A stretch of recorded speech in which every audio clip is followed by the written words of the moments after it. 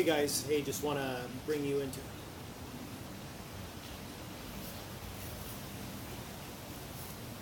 Hey guys, I just want to congratulate you. From the fact that we're having this video means that we are approaching phase 2 and phase 3 with a lot of individuals in the IP program. That's amazing. You guys are rock stars.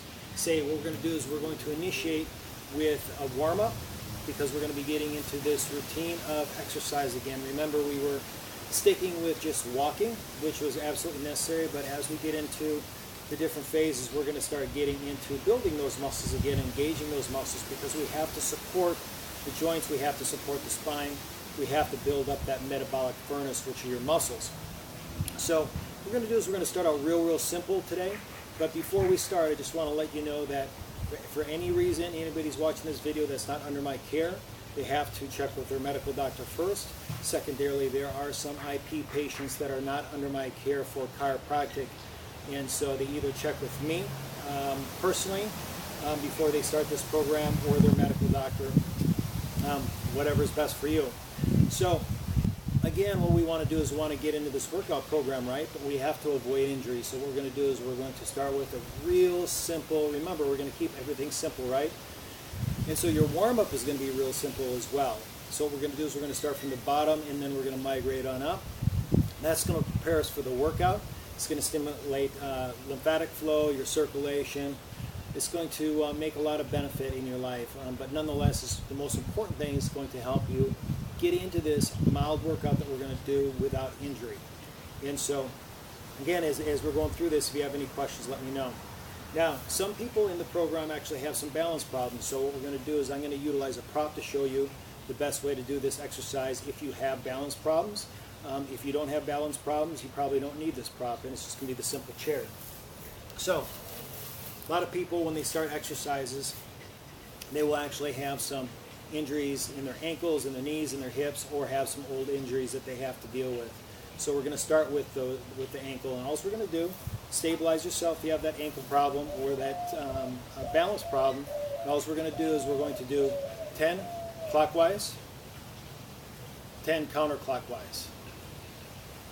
And we're going to do both ankles. Now, as we go through this warm-up, I'm not going to do all the reps. I'm going to describe them to you, but just for the sake of brevity, what we're going to do is we're going to go step by step by step without all the reps, so you know exactly what's going on. You apply all the reps, though, please.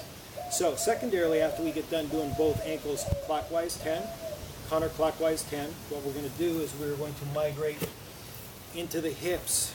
So what we're going to do is we're going to do a uniplanar exercise where we're going to be swinging the hips, get those muscles engaged, get that blood flow going. So again, we're going to utilize a chair. What we're going to do, just stabilize ourselves, and we'll have to switch this chair around once we get to the other hip. And all we're going to do is nice, easy, stabilize right through here, back and forth. Now, when you're going with this, it's very unnatural for us to not be moving this arm, right? So when this leg goes forward, that goes back, nice and easy. This allows us, if we do the upper extremity at the same time, to get that shoulder loosened up, nice and easy. All we're going to do is go, 20 full swings, back and forth, nice and easy.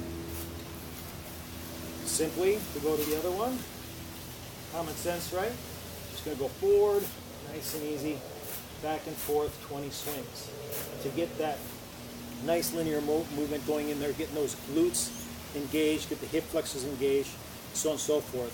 Very, very effective. Get that circulation going, get those hips lubed up. Because when you're doing your exercise, we're going to be focusing on the hips quite a bit. Now, we just got done swinging those hips back and forth in that just planar fashion. What we have to do is there's a lot of muscles that actually stabilize us in side stabilization and rotational in those hips too. So what I'm going to have you do is just do simple 10 hip rotations. Now, not the belly dance where you're going to be moving the abdominal region. The abdominal region is going to stay stable. What we're going to do is we're going to put our fingers right through here. The reason why? Because that's where our hips bend, right at what's called a hinge. So I just want you to go right in that hinge, find that hinge, and what you're going to do is you're going to do 10 clockwise and 10 counterclockwise. Nice and easy. We want to focus on the hinge. You notice that I'm staying very stable up here. That back is not having any curves. I'm doing most of this movement within the hips, so I get all those glutes, lateral stabilizers engaged and lubed up. We want all those muscles and these joints to be ready in every plane so we avoid the injuries. Now what we're going to do is simply we're going to throw some rotationals in the upper region too. We want to still stay somewhat stable here. When I'm moving this thoracic region, we're going to have a little bit of rotation, but most of it is going to be up in this thoracic region where we get really tight. Why? Because most of us are sitting at desks nowadays and we start getting this posture, so we get very, very restricted in this region. We want to open up that chest, arms back and forth, nice, easy, just 20 back and forth. We're not winging it, not real hard. All we're doing is nice and easy, and if you can see, I'm putting a little motion in my knees too, a little bit of torquing in those knees, get those knees lubed up. If you have knee problems or any meniscus problems, you're probably going to want to restrict it to the upper body and go real, real slow. I'd rather have you start real small and then work up than try to work up right away and then injure yourself. So light and then progress to a little bit more of a advanced or a little bit more aggressive. So 20 back and forth. After that, we're going to get the shoulders lubed up a little bit more. We're going to do what's called punchies. All we're going to do is back and forth. 20. Nice and easy. Get those shoulders lubed up. You see that I'm moving that thoracic cage as well. After we do 20 there, what we're going to do is we're going to do our rotations, right? We have to get those rotaries engaged. The neck is just as important as that low back. So we're going to shoulders back, nice and easy.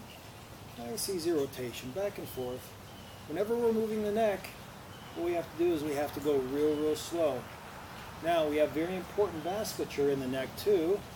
Proper blood flow is important. So if for any reason we're turning our head, we get dizziness or any disorientation, nausea, blurring of vision, we want to stop immediately, and then you're going to give me a call or your doctor a call to discuss those symptoms. We also need to get these muscles called the levators and some of these upper traps loosened up. So after we do a rotation, 10 times each side, back and forth, so we got 20 total, right? What we're going to do is we're going to do half moons with that neck. We're going to start lateral, not extension. We're going to start lateral neutral. And then we're going to migrate down. Remember, neck is slow. Nothing in the neck is fast with these stretches. Bring it to that neutral, nice and easy, back and forth. How many times? 10 to each side, remember? Okay, 20. I'm just going to stop there, assuming I did my 20. Then we're done. You know, so if you're going through this workout, and it's actually not the workout, the warm-up, and you're actually breathing a little heavy, slow it down, remember? As Jerry said, we don't want to get in that point where we're actually out of breath and bending over. The warm-up shouldn't do that to you. But with some individuals, that actually does occur. So what we want to do is we want to do it nice, slow, meaningful, and methodical. Get it done. Do it the same way every time to get those muscles loosened up so we don't have any injury. That's going to get you where you need to be. So the next video is going to be on your initial workout. Thanks, guys. Talk to you soon.